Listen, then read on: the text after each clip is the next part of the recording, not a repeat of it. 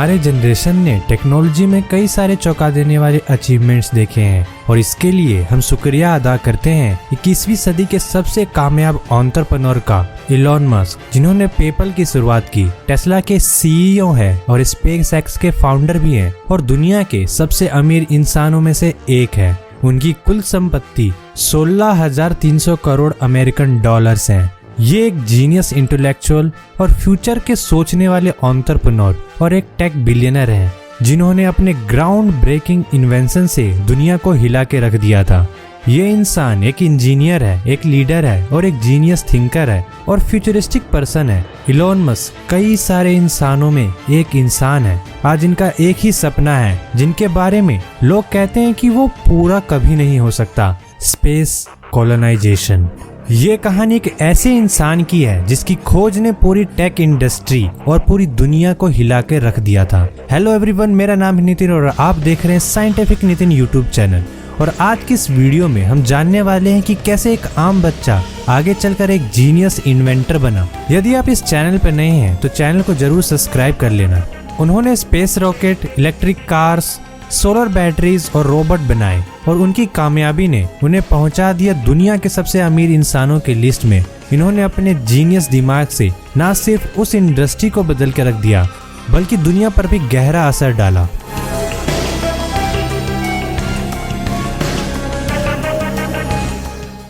Elon Musk का जन्म 28 जून 1971 को प्रिटोरिया के साउथ अफ्रीका में हुआ था। उनके पिता एरोल एक बहुत अमीर साउथ अफ्रीकन इंजीनियर थे और उनकी माँ एक मॉडल थी। इलॉन मस्क 3 भाई बहनों में सबसे बड़े थे। इनका बचपन अपने भाई किम्बल और बहन टोस्का के साथ बीता। इनका परिवार बहुत खुशहाल परिवार हो सकता था और ऊपर से सब कुछ अच्छा ही लग रहा था, लेकिन सच इसके बिल्कुल ही उलट था। इलॉन के घर में हमेशा उथल पुथल मची रहती और उनका बचपन बहुत मुश्किल एंड अकेला अकेला सा था। उनके पिता उनकी माँ के साथ हमेशा गाली गलौज करते और उन्हें इलॉन को अपने बिजनेस शुरू करने के लिए किसी तरह की मदद देने से भी इनकार कर दिया। उन्हें बच्चों की खुशियों और कामयाबी से कोई मतलब ही नहीं था। जब इलॉन मस्क 10 साल के थे तभी उनके पेरेंट्स का डिवोर्स हो गया था, लेकिन इलॉन बिल्कुल अलग थे। सिर्फ 3 साल की उम्र से ही उन्होंने अपनी काबिलियत दिखाना शुरू कर दी थी।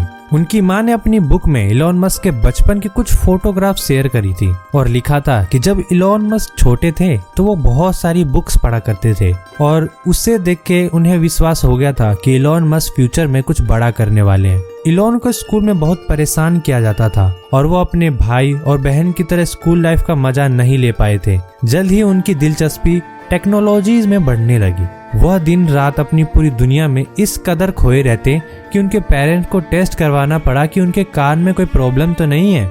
जब उन्हें पहला कंप्यूटर मिला था तो सिर्फ 10 साल की उम्र में उन्होंने कोड लिखना शुरू कर दिया था। जब उन्हें लगा कि स्कूल की पढ़ाई से कुछ खास नहीं होने वाला तो उन्होंने खुद से ही प्रोग्रामिंग सीखना स्टार्ट कर दिया, क्योंकि वो अपने टीचर से भी आगे सोचने वाले थे। उन्हें हमेशा कुछ अच्छे मार्क्स नहीं मिलते थे, खासकर जिन सब्जेक्ट्स में उनका इंटरेस्ट नहीं था।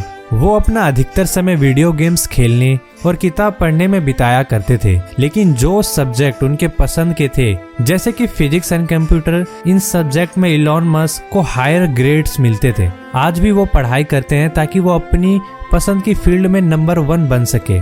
इलॉन ने बहुत जल्द ही सोच लिया था कि वो जितने जल्दी नए सॉफ्टवेयर बनाकर बेच दें तो वो उतना ही एडवांस कंप्यूटर भी खरीद सकते हैं। इसके बाद उन्होंने अपना पहला स्पेस गेमिंग सॉफ्टवेयर बनाया, ब्लास्टर, जिन्होंने उसे एक मैगजीन को $500 में बेच दिया।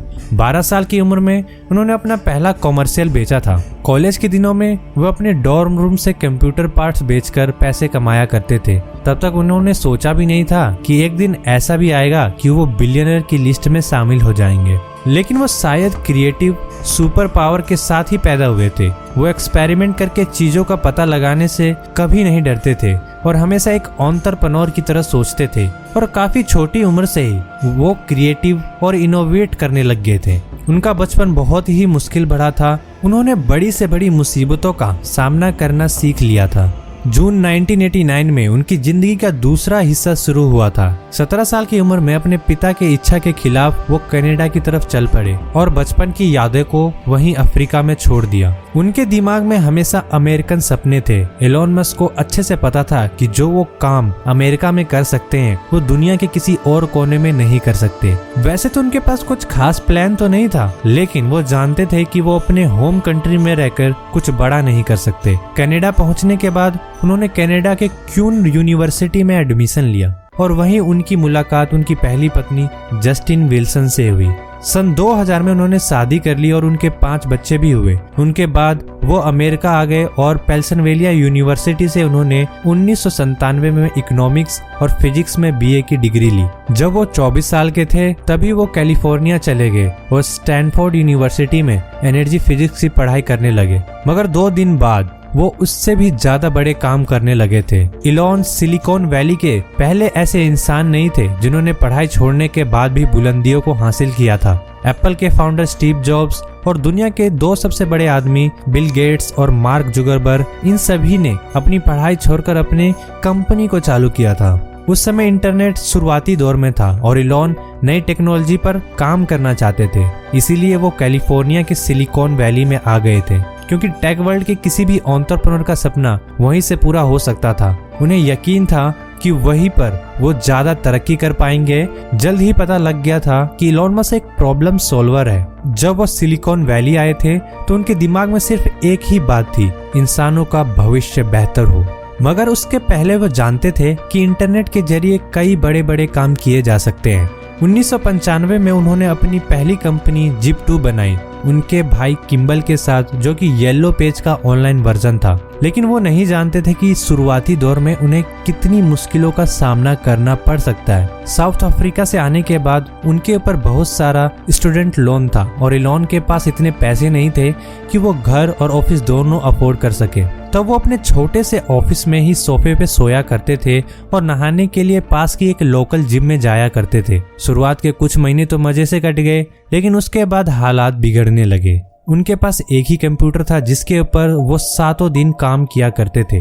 दिन में वो अपनी वेबसाइट चलाते और रात को कोडिंग किया करते थे। उन्होंने साफ साफ कह दिया था कि कामयाब होने के लिए ज्यादा से ज्यादा तकलीफें झेलने की हिम्मत होनी चाहिए, क्योंकि नए सिरे से कोई कंपनी बनाना बहुत मुश्किल होता है। आखिरकार उनकी कंपनी चल निकली और उसने काफी तरक्की भी की। फरवरी 1999 में टेक कंपनी कैम्पैक्ट ने जिप2 को 30 करोड़ 70 लाख डॉलर कैश और 3 करोड़ 40 लाख स्टॉक ऑप्शन देके खरीद लिया। इलॉन मस्क सिर्फ 28 साल के थे जब वो सिलिकॉन वैली के करोड़पतियों में शामिल हो गए थे। वो रातों रात ऑफिस से एक छोटे से सोफे पे सोने वाले इंसान से एक मल्टी मिलियनर बन गए थे।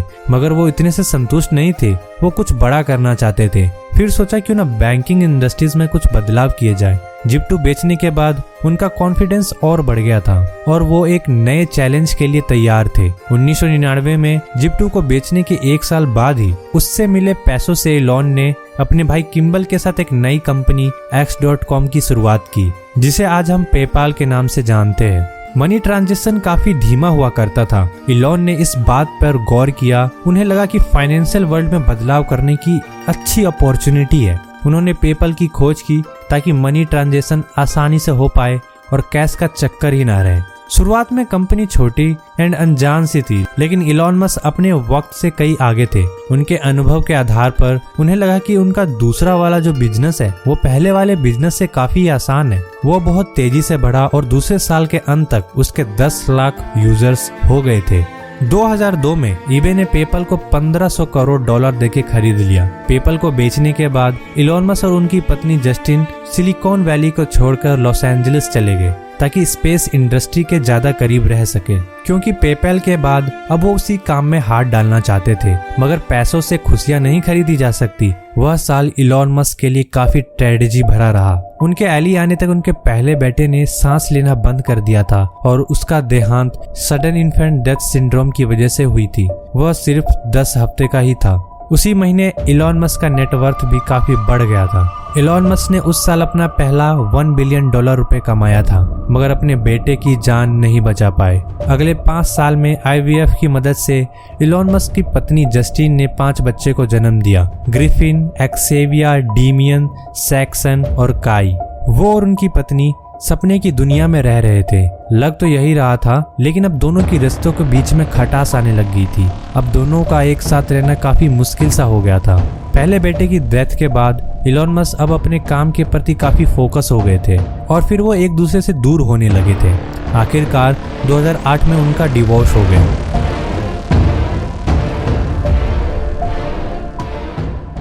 और फिर सन 2010 में उनकी मुलाकात हुई उनकी दूसरी पत्नी, एक ब्रिटिश एक्टर तलुला रायली से। करीब 10 दिन तक डेट करने के बाद उन्होंने प्रपोज कर दिया।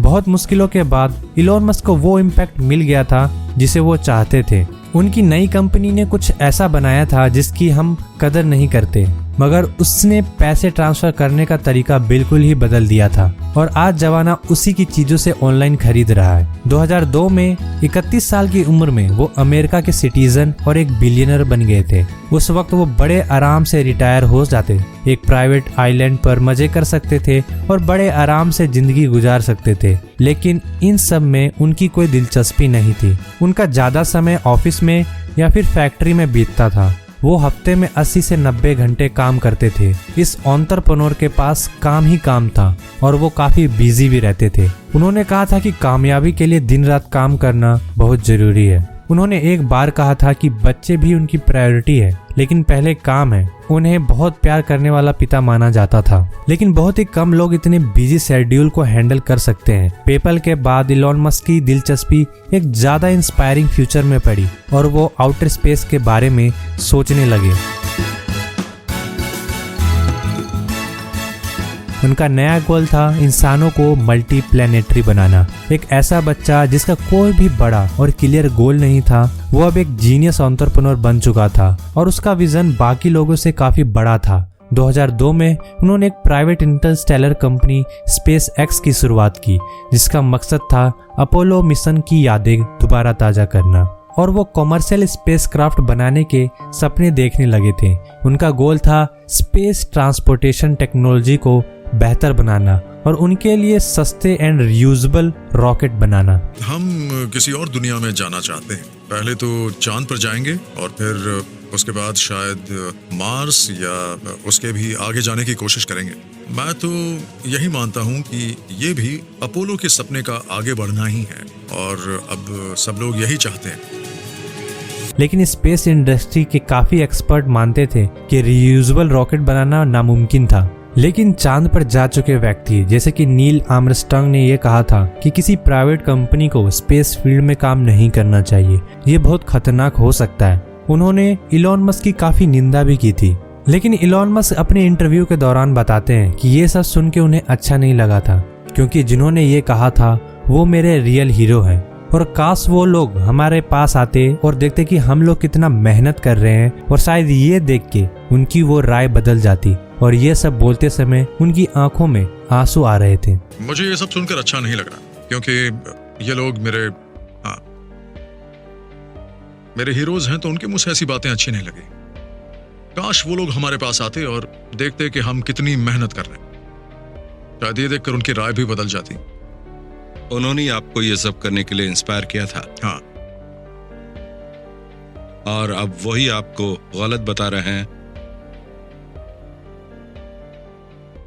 बहुत बुरा लग रहा है।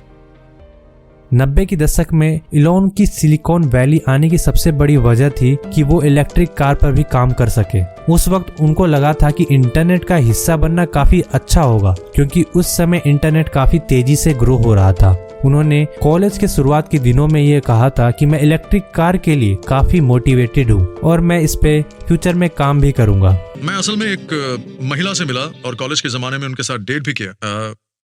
वो आज साइंटिफिक अमेरिकन में एक राइटर हैं और फिर उन्होंने हमारी डेट के समय ही मुझसे कहा था कि तुम तो हमेशा इलेक्ट्रिक कार्स की ही बातें करते रहते हो लड़कियों को इस तरह की बातों में बिल्कुल मजा नहीं आता। मतलब वो एक तरह का मोनोलॉग था। हाँ, उन्होंने मुझसे कहा कि मेरा उनसे सबसे पहला सवाल था, क्या तुम इलेक्ट्रिक कार्स के बारे में सोचती हो? और उन्होंने कहा, नहीं, अच्छा। कभी नहीं। इलॉन मस्क बस एक टेक एंटरप्रेन्योर ही नहीं है, बल्कि वो रिन्यूएबल एनर्जी के बारे में भी सोचते रहते हैं। उनका कहना है कि ये इंसान के फ्यूचर का एक की फैक्टर है। वे हमेशा से space rocket and fast car के दीवाने रहे हैं और इलॉन मस्क एक ऐसा तरीका भी ढूंढना चाहते थे जिससे ग्लोबल वार्मिंग कम हो और जीवाश्म ईंधन का प्रयोग भी कम हो जाए। स्पेसएक्स की शुरुआत के 2 साल बाद 2004 में वो एक ऐसी कंपनी के साथ जुड़े जिसके बारे में उन्हें यकीन था कि वो इंसानों की दिशा बदल देगी और हमें एक ज्यादा सस्टेनेबल फ्यूचर मिलेगा। उस कंपनी के पास एक खास टेक्नोलॉजी थी जो कि इन्वायरमेंट, कस्टमर एक्सपीरियंस और कामयाबी पर यकीन करती थी और वो टेक्नोलॉजी काफी पॉपुलर भी थी। टेस्ला मोटर्स, जिसे नाम दिया गया था इलेक्ट्रिकल इन्वेंटर निकोला टेस्ला के नाम पे। टेस्ला का काम था एक ऐसी कार बनाना जो कि सबसे पहली पसंद हो, अफोर्डेबल हो, इन्वायरमेंटल फ्रेंडली हो एंड काफी फास्ट भी हो। हालांकि इलॉन मस्क ने इस कंपनी की शुरुआत नहीं की थी। टेस्ला मोटर की शुरुआत 2 लोगों ने की थी जिनके पास ट्रांसपोर्ट को लेकर एक विजन था। वो एक ऐसी एनर्जी का यूज करना चाहते थे जो कि इन्वायरमेंट फ्रेंडली हो। अप्रैल 2004 में इलॉन ने उन दोनों लोगों को टेस्ला कंपनी लॉन्च करने में मदद की और उन्होंने $65 लाख अपनी जेब से दिए और उन्हें उस कंपनी का चेयरमैन बना दिया गया। इस बात से कोई इनकार नहीं कर सकता कि हमारे बेहतरीन इंटेंशंस के बावजूद पृथ्वी को नुकसान तो होने ही वाला है, भले ही हम कुछ भी कर लें। इस बात की भी संभावना है कि या तो कोई एक्सटर्नल फोर्स या कोई इंटरनल अनफोर्स्ड एरर हमारी सिविलाइजेशन को खत्म कर देगी।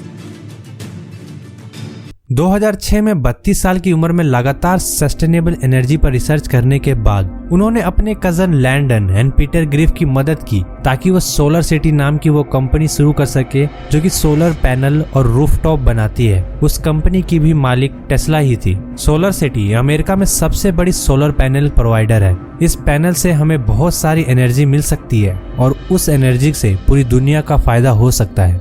ये इलॉन के उस मिशन का ज्यादा हिस्सा है जिससे वो पृथ्वी को पावर देना चाहते हैं।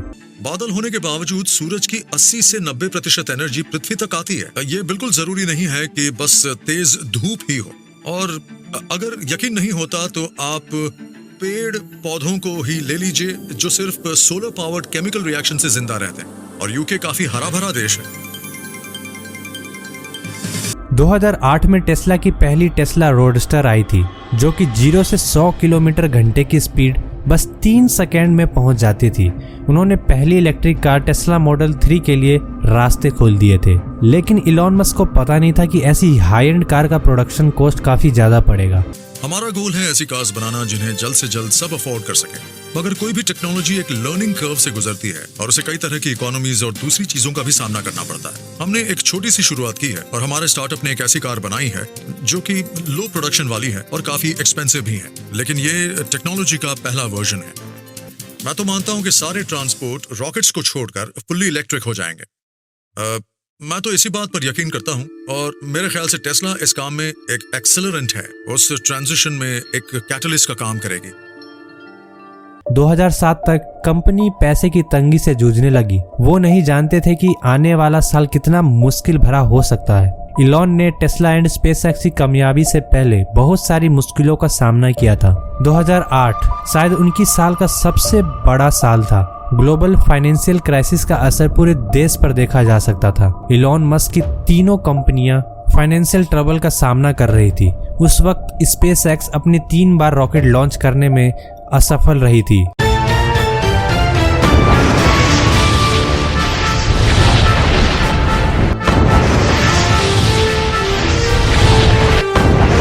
हर महीने लाखों डॉलर का नुकसान हो रहा था। मेरा एक दोस्त है जिसने एक स्टार्टअप के बारे में एक अच्छी बात कही है। ये कांच खाने और पानी में बनी भंवर को देखने जैसा है। तो अगर किसी को लगता है कि ये काम बड़ा मजेदार होने वाला है तो उसे, मुझे लगता है, निराशा ही होगी, क्योंकि ये मजेदार नहीं है। बहुत तकलीफ होती है। कहीं नौकरी कर लेना इससे ज्यादा आसान है। बहुत ही आसान और बहुत कम स्ट्रेसफुल भी है। तब आपको दूसरे कामों के लिए ज्यादा वक्त भी मिलेगा। लेकिन क्या आप ज्यादा खुश होते? ये आपके ऊपर निर्भर करता पर है। आप खुश होते? मैं ज्यादा खुश होता? नहीं, मैं बिल्कुल खुश नहीं होता। 2008 में क्रिसमस से पहले टेस्ला बैंकरप्ट हो सकती थी। टेस्ला एंड स्पेसएक्स के बचने के केवल 10% चांस रह गए थे। जो बैंक उनको फंडिंग कर रही थी उन्होंने भी अपने हाथ पीछे खींच लिए थे और इस समय इलॉन मस्क अपनी जिंदगी का सबसे बड़ी जंग लड़ रहे थे। इसी साल जस्टिन के साथ उनकी शादी भी टूट गई थी। वो बहुत मुश्किल दौर से गुजर रहे थे और उन्होंने अपना सब कुछ दांव पर लगा दिया था, जबकि इस बात की कोई गारंटी नहीं थी कि इस वजह से कंपनी के ऊपर कुछ असर भी पड़ेगा। एक तरफ टेस्ला बैंकरप्ट के कगार पर थी तो दूसरी तरफ इलॉन मस्क ने एक बहादुरी भरा कदम उठाया था। उस कंपनी को कुछ समय के लिए बचा लिया था। अपना सब कुछ दांव पे लगाने और बेचने के बाद उनके पास बस वही पैसे रह गए थे जो कि पेपल को बेचकर उन्होंने कमाए थे और वो भी पैसे उन्होंने टेस्ला मोटर्स में दे दिए। उसी साल इलॉन मस्क को सितंबर में कामयाबी मिली और उनका स्पेसएक्स का reusable Falcon 9 rocket successfully launch हो गया था। इलॉन के पास बस उसी रॉकेट के पैसे बच गए थे। अगर वो रॉकेट फेल हो जाता तो इलॉन मस्क जरूर ही रोड पर आ जाते। और इसके बाद कुछ चमत्कार हुआ। नासा ने स्पेसएक्स को $160 करोड़ का कॉन्ट्रैक्ट दिया इंटरनेशनल स्पेस स्टेशन पर सप्लाई पहुंचाने का। इस ह्यूमन स्पेस फ्लाइट के लिए ही स्पेसएक्स कंपनी बनाई गई थी और हम बहुत खुश हैं कि आज हम नासा के साथ मिलकर आगे बढ़ रहे हैं और ये संभव हुआ है। नेशनल स्पेस एजेंसी धीरे धीरे इंटरनेशनल स्पेस स्टेशन के सारे ऑपरेशन इस तरह की कमर्शियल कंपनीज को सौंप देना चाहती है। हम एक एजेंसी के तौर पर मार्स और उसके आगे तक जाना चाहते हैं और सभी इस बात से बहुत खुश हैं कि इलॉन भी ऐसा ही कुछ करना चाहते हैं और स्पेस एक्स चाहती है कि इंसान की पहुंच हमारे पूरे सोलर सिस्टम में हो जाए। 2010 में उन्होंने टेस्ला को पब्लिक कर दिया था। उस पर पैसों की बारिश सी होने लग गई थी इस कंपनी के फ्यूचर को लेकर, लेकिन सब लोग खुश नहीं थे। वॉल स्ट्रीट ने यहाँ तक कह दिया था कि इस कंपनी के सफल होने के चांस बहुत कम है, मगर इन्वेस्टर ने इन सब बातों पर ज्यादा ध्यान ही नहीं दिया। इलॉन मस्क ने ये पहले ही सोच लिया था कि स्पेसएक्स एंड टेस्ला की कामयाबी के चांस बहुत ही कम है, फिर भी उन्होंने ये रिस्क लिया। मैं ये सब इसलिए कर रहा हूँ और टेस्ला से जुड़े इतने सारे लोग ये सब इसलिए कर रहे हैं कि अगर हम कभी एक सस्टेनेबल ट्रांसपोर्ट लाने में कामयाब हो गए तो वो बहुत बड़ी बात होगी। हम ये सब इसलिए नहीं कर रहे हैं कि हमारे दिमाग में ये बात है कि ये हमें अमीर बना देगा, बल्कि हमें कामयाबी के सिर्फ 10% चांस दिख रहे हैं। मुझे तो लगा था मेरे पैसे डूब जाएंगे और ऐसा हुआ भी, लेकिन गनीमत है कि मेरा सब कुछ नहीं गया, मगर हम उसकी कगार तक जरूर पहुंच गए थे।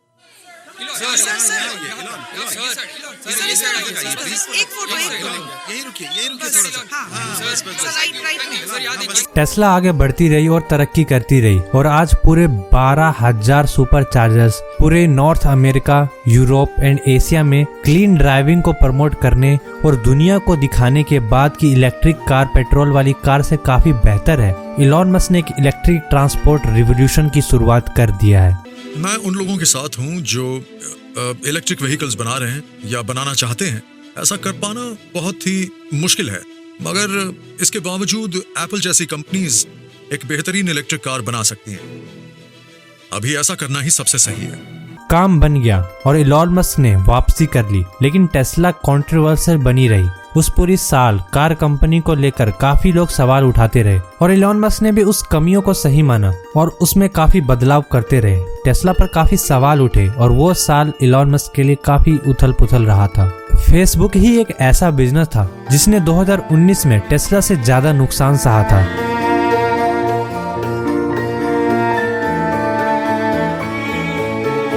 एलॉन ने कहा था कि गलतियां तो होंगी ही, मगर वो लगातार खुद को बेहतर बनाने की कोशिश कर रहे हैं और आगे भी करते रहेंगे। उन्होंने नई खोज करना बंद नहीं किया और लगातार रिस्क उठाते रहे। उन्होंने 22 मई 2012 को एक नया इतिहास रच दिया था। फॉल्कन 9 रॉकेट बिना किसी इंसान को लेकर अंतरिक्ष में पहुंच गई थी। T-10, 9, 8, 7, 6, 5, 4, 3, 2, 1, 0। और इसी के साथ SpaceX Falcon 9 रॉकेट का लॉन्च हो गया और अब तो नासा भी इंटरनेशनल स्पेस स्टेशन पर रीसप्लाई का काम प्राइवेट सेक्टर को दे रही है।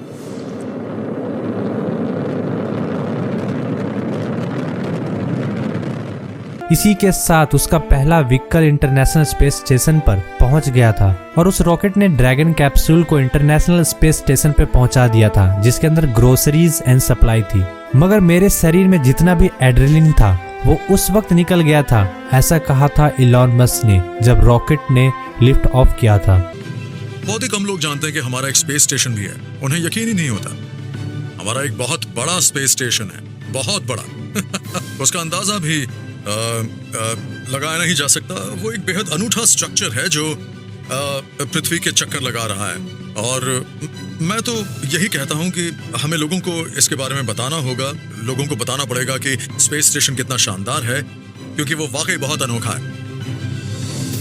स्पेसएक्स अब रेगुलरली सप्लाई स्पेस में भेजती रहती है। एक 16 टेलीमेट्री लिंक है और पावर सिस्टम्स बिल्कुल नॉर्मल है। हम अभी स्पेस एक्सप्लोरेशन के एक नए युग में जा रहे हैं और ये बहुत ही बड़ी बात है। बात सिर्फ स्पेसएक्स की नहीं है, बल्कि कई और कंपनीज हैं जिन्होंने नए अप्रोचेस डेवलप किए हैं और नासा उन नए अप्रोचेस का फ़ायदा उठा रहा है, जो बहुत बड़ी बात है। अब हम आगे जाकर अंतरिक्ष में घूमने वाली सिविलाइजेशन और एक मल्टी प्लैनेट स्पीशीज बन सकते हैं, और आप लोग भी शायद मेरी इस बात से सहमत होंगे।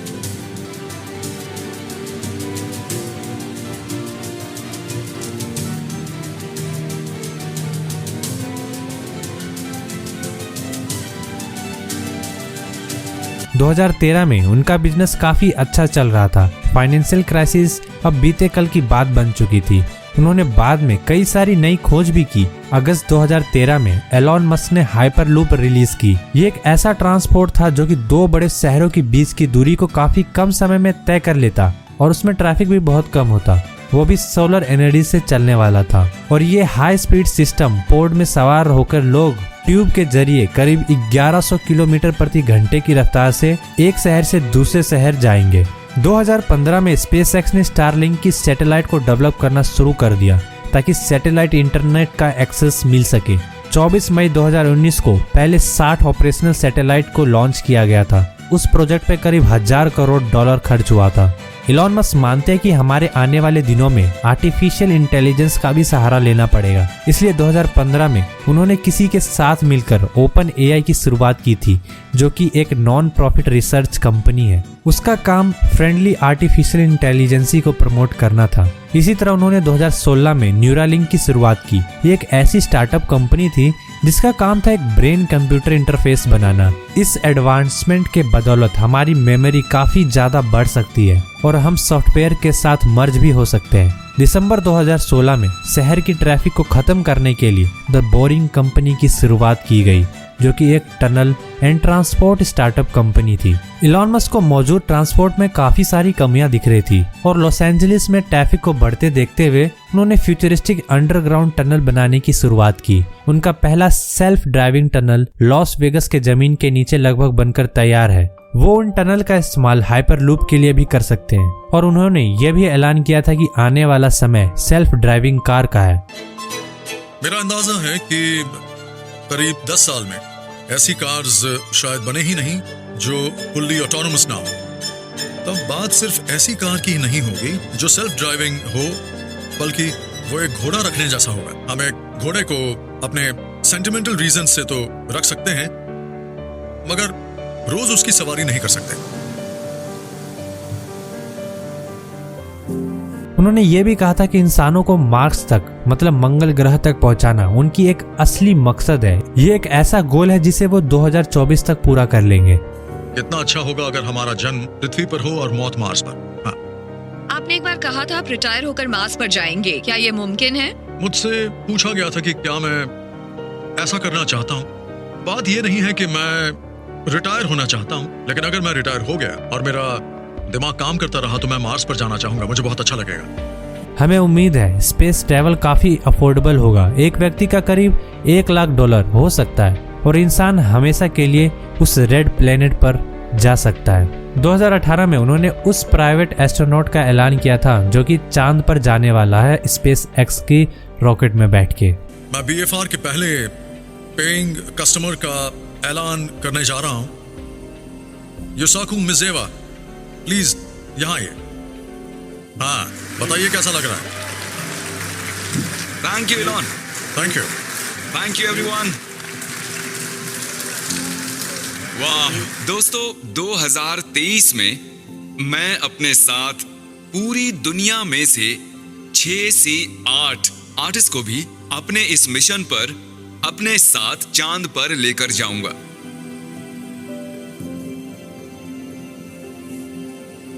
हम आने वाले दिनों में स्पेस फेयरिंग सिविलाइजेशन बन जाएंगे और उन तारों के बीच हम शायद उस जगह से ज्यादा खुश रहेंगे जहां आज हैं।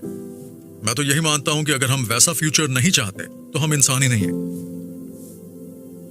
हमने स्पेस रेस शुरू होने के बाद काफी लंबा सफर तय किया है। 1969 में पहले इंसान ने चांद पर कदम रखा था और उसने एक नया इतिहास रच दिया था। आज स्पेस एक्स हमारे अगले बड़े कदम तक काफी नजदीक आ गई है। मई 2018 में इलॉन मस्क मेटा गाला में गए। उनके साथ उनकी नई गर्लफ्रेंड कैनेडियन सिंगर बुशेर थी, जो कि प्रोफेशनली गाइन के नाम से मशहूर थी। ये कुछ हफ्ते पहले ही ऑनलाइन मिले थे। इलॉन मस्क ने आर्टिफिशियल इंटेलिजेंस नाम का कोई पोस्ट उनके ट्विटर अकाउंट पर देखा था। उन्होंने उनसे बात की और दोनों चुपचाप डेट करने लगे। उन्होंने कहा कि वॉल स्ट्रीट भी उनकी वाइल्ड आर्टिस्टिक क्रिएटिविटी की वजह से उनको पसंद करता है। 2 साल बाद मई 2020 में इलॉन मस्क ने इन दोनों के पहले बच्चे का ऐलान किया और ट्विटर पर अपने बेटे के बारे में लिखा था, जिसका नाम बहुत ही अनूठा सा था। उन्होंने कहा था कि उस बच्चे का नाम XA12 मस्क है। बच्चे का सरनेम मस्क है या कहे लिटिल एक्स है। ये तो सिर्फ एक्स है, लेटर एक्स, और फिर AE है जिसे ऐश प्रोनाउंस करते हैं। हाँ, और फिर A12 है। A12 मेरा कंट्रीब्यूशन। ओह, A12 क्यों? आर्कएंजल 12, आज तक के सबसे शानदार SR-71 प्लेन का प्रीकर्सर। मैं ये देखकर खुश हूँ कि रोगन हंस रहे हैं, क्योंकि हमें लग रहा था कि आपने ऐश नाम कैसे रखा, पर इस बच्चे को देखिए कितना क्यूट है। मई 2020 में उन्होंने बस एक ट्वीट से टेस्ला की वैल्यू करीब $1400 करोड़ कम कर दी थी। उन्होंने लिखा था कि टेस्ला का स्टॉक प्राइस बहुत ज्यादा है। उन्होंने अपने स्टॉक में से $300 करोड़ निकाल लिए थे और फिर इन्वेस्टर भी उस ट्वीट के बाद किनारा करने लगे। 1 मई 2020 को एलॉन मस्क ने फैसला किया कि वो अपने 7 घर को बेच देंगे। उन्होंने ट्वीट किया कि मैं अपने 7 फिजिकल पोजेशंस को बेच रहा हूँ, अब मेरा कोई घर नहीं होगा। उन्हें एक इंटरव्यू के दौरान नशा करते हुए भी देखा गया था। ये लीगल तो है ना? हाँ, टोटली लीगल है। ये कैसा लगता है जब आप कुछ अलग करते हैं और लोग अपसेट होते हैं? ये तुम देख रहे हो ना, ये तंबाकू और गांजा है। वो कश ले रहे हैं। मुझे अंदाजा नहीं है। ओके, कश ले रहे हो या नहीं, पर वो जिस स्टेट में है वहाँ पर ये लीगल है। उन्होंने 3 बार शादी की और 6 बच्चे के बाप भी बने और अपने ट्वीट से अपने शेयर होल्डर का करोड़ों का नुकसान भी करवाया। देखने में लगता है कि उनकी पर्सनल लाइफ भी उनकी प्रोफेशनल लाइफ की तरह काफी उथल पुथल है। उन्होंने अपने सफर में सिर्फ खुशियां और कामयाबी ही नहीं देखी है, लेकिन इलॉन मस्क फाइनली उस बुलंदी पे पहुंच ही गए जिसकी उन्होंने कामना की थी।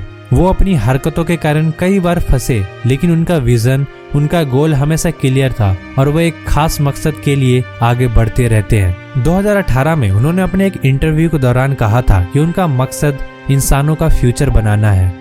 मुझे जिस बात से सबसे ज्यादा हौसला मिलता है वो ये है कि मैं सिर्फ फ्यूचर के बारे में सोचता हूँ और हम सभी चाहते हैं कि हमारा फ्यूचर अच्छा हो और हम सब यही कोशिश करते हैं कि एक ऐसा फ्यूचर हो जहाँ हर किसी को फायदा हो और जो भी होने वाला है उससे इंस्पायर होकर अगले दिन के बारे में सोचते हैं।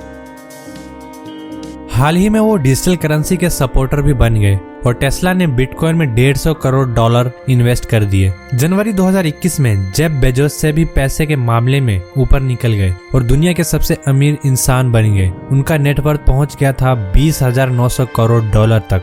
2002 में उन्होंने मस्क फाउंडेशन की शुरुआत की, जो कि science, space, artificial intelligence and green energy को सपोर्ट करती थी। उन्होंने करीब $25 करोड़ $70 लाख इस ऑर्गेनाइजेशन को दिए। इलॉन के ज्यादातर पैसे उनकी कंपनी में ही जाते हैं। वो एक बेहतर पृथ्वी के लिए काम कर रहे हैं और ये काम यकीनन काबिले तारीफ है। 2012 में इलॉन मस्क भी बिल गेट्स और मार्क जुकरबर्ग की तरह एक बिलियनर की लिस्ट में शामिल हो गए और उन्होंने ये भी साइन किया कि उनका ज्यादातर पैसा मरने के बाद दान में जाएगा। क्या इस बात की कोई सीमा है कि आपकी कल्पना हकीकत को कहां तक ले जाएगी? इलॉन मस्क शायद इसके बारे में नहीं सोचते। उनके फ्यूचर के बारे में जो विजन है वो किसी भी इमेजिनेशन से परे है। वो एक ऐसे बच्चे थे जिसे सब परेशान किया करते थे। वो एक self made CEO and billionaire बन गए हैं। एक नहीं बल्कि 5 इंडस्ट्रीज खड़ी की और उन्होंने ये कहा कि कुछ ऐसा करो जिसे सबको नामुमकिन सा लगे। अगर हम उनकी कामयाबी को देखें तो इस बात में कोई शक नहीं है कि इलॉन मस्क सिलिकॉन वैली की एक सबसे सक्सेस स्टोरी है। उन्हें टाइम मैगजीन ने दुनिया के सबसे इन्फ्लुएंसर लोगों में से एक माना था। वो मुश्किल से मुश्किल दिनों में भी लड़ते रहे और कभी हार नहीं मानी। PayPal, SpaceX, Tesla, Solar City, Hyperloop and the Boring Company, इन सभी ने दुनिया पर गहरा असर डाला है। हम उनसे सीख सकते हैं कि हीरो को भी मुश्किल दौर का सामना करना पड़ता है और तभी उस मुकाम तक पहुंच पाते हैं। शुरुआत हमेशा छोटी होती है और लगता है कि इलॉन मस्क के लिए आसमान की कोई सीमा नहीं है। देखिए, स्पेस एक ऐसी चीज है जिससे ज्यादातर लोग इंस्पायर्ड हैं, और अगर आप लोगों से पूछें कि इतिहास की सबसे इंस्पायरिंग बात क्या थी, तो बहुत से लोग यही कहेंगे जब इंसान ने चांद पर लैंड किया।